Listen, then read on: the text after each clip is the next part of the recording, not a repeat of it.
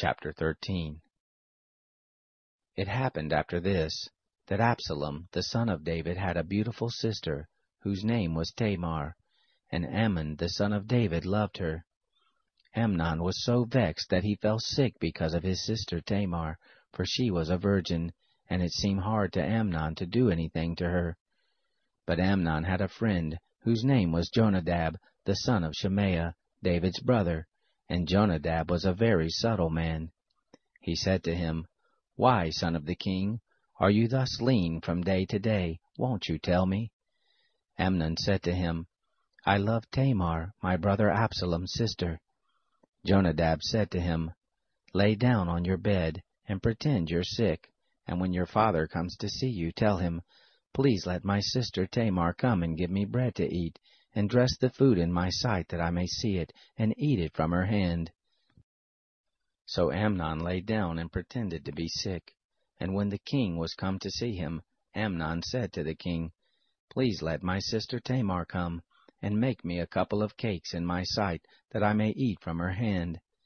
Then David sent home to Tamar, saying, "Go now to your brother Amnon's house, and bring him food." So Tamar went to her brother Amnon's house, and he was laid down. She took dough and kneaded it, and made cakes in his sight, and did bake the cakes. She took the pan and poured them out before him, but he refused to eat. Amnon said, "Have all the men leave out from me." They went out every man from him. Amnon said to Tamar, "Bring the food into the chamber, that I may eat from your hand." Tamar took the cakes which she had made, and brought them into the chamber to Amnon her brother. When she had brought them near to him to eat, he took hold of her, and said to her, "Come, lie with me, my sister." She answered him, "No, my brother, do not force me, for such thing ought not to be done in Israel. Don't do this folly. Where shall I carry my shame? And as for you, you will be as one of the fools in Israel. Now therefore please speak to the king, for he will not withhold me from you." However, he would not listen to her voice, but being stronger than she, he forced her, and lay with her. Then Amnon hated her with exceeding great hatred, for the hatred with which he hated her was greater than the love with which he had loved her. Amnon said to her, "Arise, be gone." She said to him, "Not so, because this great wrong in putting me forth is worse than the other you did to me." But he would not listen to her. Then he called his servants who ministered to him, and said, "Put now this woman out from me, and bolt the door after her." She had a garment of various colors on her, for with such robes were the king's daughters who were virgins dressed. Then his servant brought her out, and bolted the door after her. Tamar put ashes on her head, and tore her garment of various colors that was on her, and she laid her hand on her head, and went her way, crying aloud as she went. Absalom her brother said to her, "Has Amnon your brother been with you?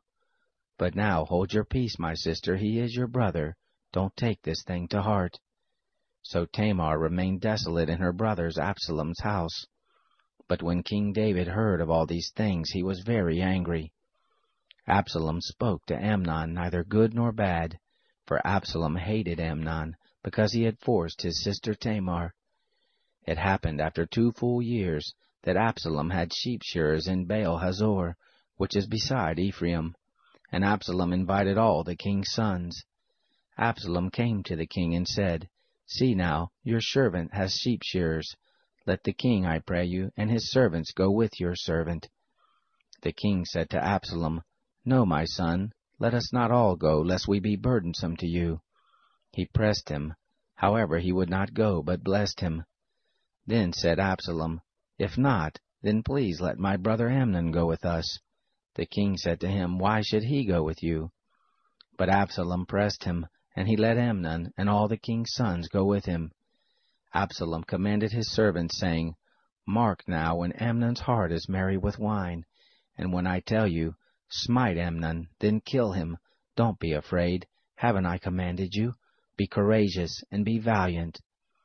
The servants of Absalom did to Amnon as Absalom had commanded.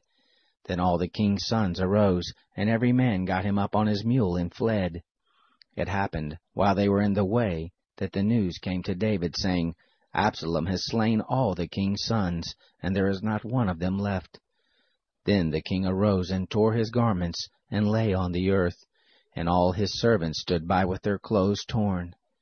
Jonadab, the son of Shemaiah, David's brother, answered, Don't let my lord suppose that they have killed all the young men, the king's sons, for Amnon only is dead. For by the appointment of Absalom, this has been determined from the day that he forced his sister Tamar.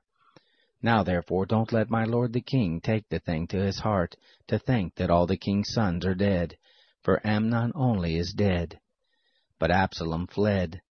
The young man who kept the watch lifted up his eyes and looked, and behold, there came much people by the way of the hillside behind him. Jonadab said to the king, Behold, the king's sons are come, as your servant said, so it is. It happened, as soon as he had made an end of speaking, that behold, the king's sons came, and lifted up their voice and wept, and the king also and all his servants wept very greatly. But Absalom fled, and went to Talmai, the son of Ammihur, king of Geshur. David mourned for his son every day. So Absalom fled and went to Geshur, and was there 3 years. The soul of King David longed to go forth to Absalom, for he was comforted concerning Amnon, seeing he was dead.